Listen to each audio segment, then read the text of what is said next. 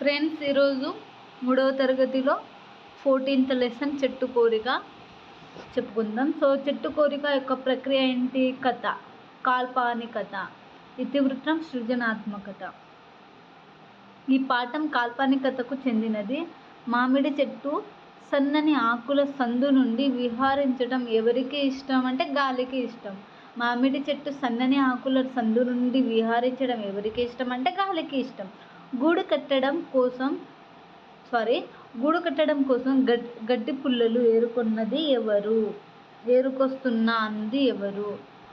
గూడు కట్టడం కోసం గడ్డి పుల్లలు ఏరుకొస్తున్నా అన్నది ఎవరు? పక్షి అన్నది.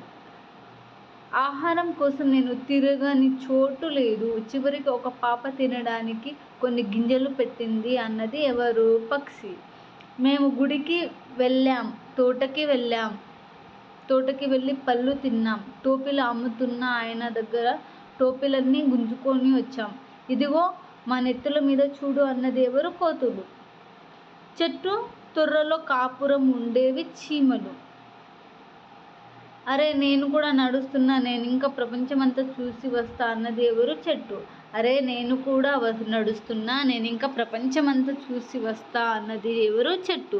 నువ్వు చాలా మారిపోయావు, విశాల ప్రపంచాన్ని చూశావా, కోరిక తీరిందా, ఎట్లున్నది అన్నది ఎవరు? పెద్ద చెట్లు. నువ్వు చాలా మారిపోయావు, విశాల ప్రపంచాన్ని చూశావా, కోరిక తీరిందా, ఎట్లున్నది అన్నది ఎవరు? పెద్ద చెట్టు.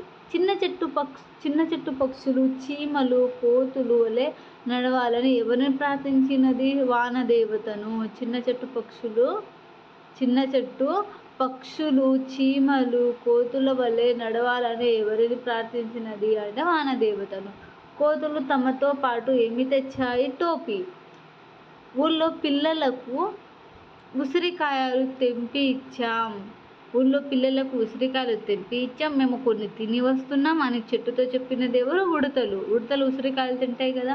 నడుచుకుంటూ వెళ్ళిన చెట్టుకు ముందుగా ఎవరు కనిపించారు? వంటవాళ్ళు.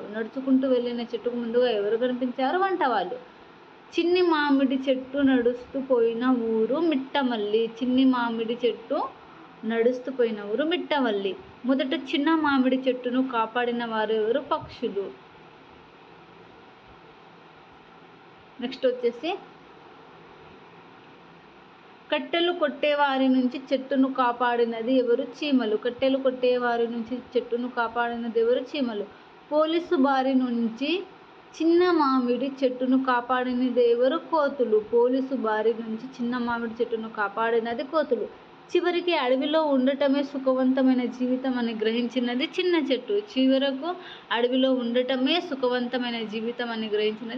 చెట్టు.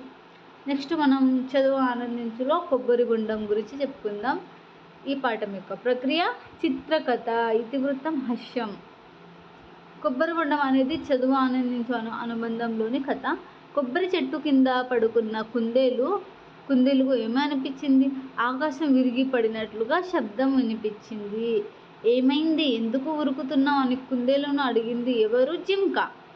కుందేలుకి ఎదురైన జంతువుల వరుస క్రమం జింక, పులి, ఏనుగు, సింహం.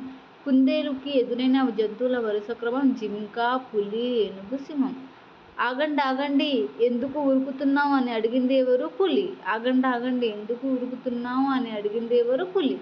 ఆకాశం విరిగిపడినప్పుడు నువ్వు చూశావా అని అడిగింది ఎవరు? సింహం. ఇదేనా విరిగిపడ్డని ఆకాశం అని ఎవరితో అన్నారు? సింహం కుందేలుతో అంది. జంతువులన్నీ చివరకు ఆకాశం కాదు, కొబ్బరి బొండం పడిందని గ్రహించి తమ తెలివి తక్కువతనానికి నవ్వుకున్నాయి. ఇక్కడ ఆశకు అంతు ఉండదు, దురాశ దుఃఖానికి చేటు, ఇది ఒక సూక్తి. నెక్స్ట్ వచ్చేసి బాలల్లారా బంగారు కొండల్లారా. భారత జాతికి మీరే నేతలు అంటూ బాలల గురించి గేయం రచించిన వాడు కపిలవాయి లింగమూర్తి. భారత జాతికి మీరే నేతలు అంటూ బాలల గురించి గేయం రచించిన వాడు ఎవరు? కపిలవాయి లింగమూర్తి. గౌతమ బుద్ధుని శుద్ధులు గాంధీ తాత వారసులని ఎవరి గురించి గేయం రాశాడు? బాలలు. కపిల లింగమూర్తి గౌతమ బుద్ధుని శుద్ధులు గాంధీ తాత వారసులని ఎవరి గురించి గేయం రాశాడు? బాలలు.